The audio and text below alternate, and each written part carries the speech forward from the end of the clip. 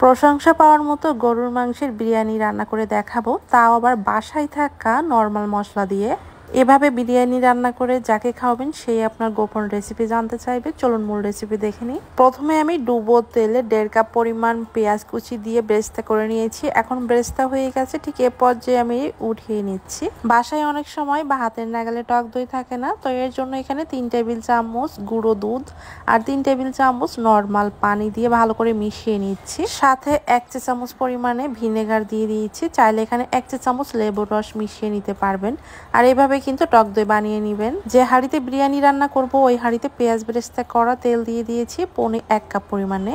গোটা গরম মশলা দিয়েছি, সাথে এখানে 1 কেজি পরিমাণে রেগুলার কাট করে কেটে নেওয়া গরুর মাংস দিয়ে দিয়েছি। লবণ দিয়ে দিচ্ছি 1 টেবিল চামচ পরিমাণে, আর সেই সাথে পেঁয়াজ বেরেস্তা দিয়ে দিচ্ছি 1/2 কাপ পরিমাণে। আদা রসুন বাটা দিয়ে দিচ্ছি 2 টেবিল চামচ পরিমাণে।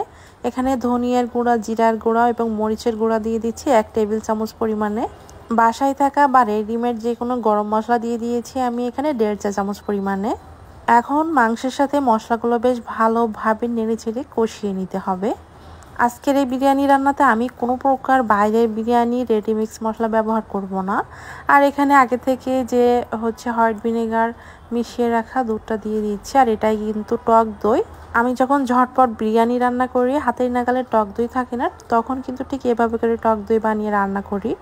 তো এখানে মাংসটা আমি বেশ কয়েকবার নেড়েচেড়ে মশলার সাথে কষিয়ে নিয়েছি।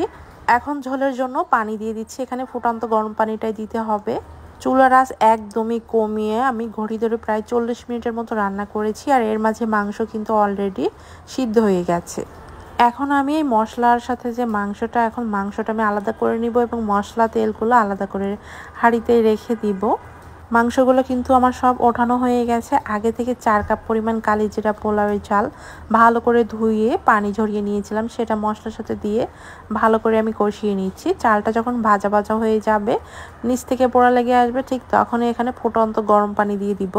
4 কাপ পরিমাণ চালের জন্য এখানে 8 কাপ পরিমাণে ফুটন্ত গরম পানি দিয়ে দিতে হবে। এরপর চালের জন্য লবণ দিয়ে দিলাম। এখন আমি নেড়েচেড়ে মিশিয়ে ঢাকনা দিয়ে ঢেকে রেখে দিব। পানিটা অনেকটাই কমে গেলে এরপরে কিন্তু নেড়েচেড়ে ভাতটা উল্টে পাল্টে দিতে হবে। সাথে এখন উপরে দিয়ে দিচ্ছি আমি কাঁচামরিচ, আর এটা হচ্ছে কিন্তু আস্ত কাঁচামরিচটাই দিয়েছি।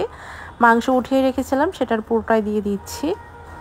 এর সাথে দিয়ে দিব ঘি আমি 1.5 টেবিল চামচ পরিমাণে, আর সেই সাথে গোলাপ জল 1/2 চা চামচ, কেওড়া জল 1/2 চা চামচ। এখানে এক্সট্রা আমি আর কোনো মশলা ব্যবহার করিনি। আর হাতের নাগালে যদি বিরিয়ানির মশলা থাকে তাহলে সেটা দিতে পারবেন। এরপর উল্টে পাল্টে আমি উপর দিয়ে পেঁয়াজ বেরেস্তা দিয়ে এখন ঢাকনা দিয়ে ঢেকে রেখে দিব। এই সময় চুলার আঁচটা একদমই কম আঁচে রাখতে হবে, মানে সর্বনিম্ন লো আছে। নিচে একটা তাওয়া বসিয়ে আমি এটা 20 মিনিটের মতো রেখে দিয়েছিলাম। ঢাকনার কোনো ছিদ্র থাকলে অবশ্যই আটকে দিতে হবে।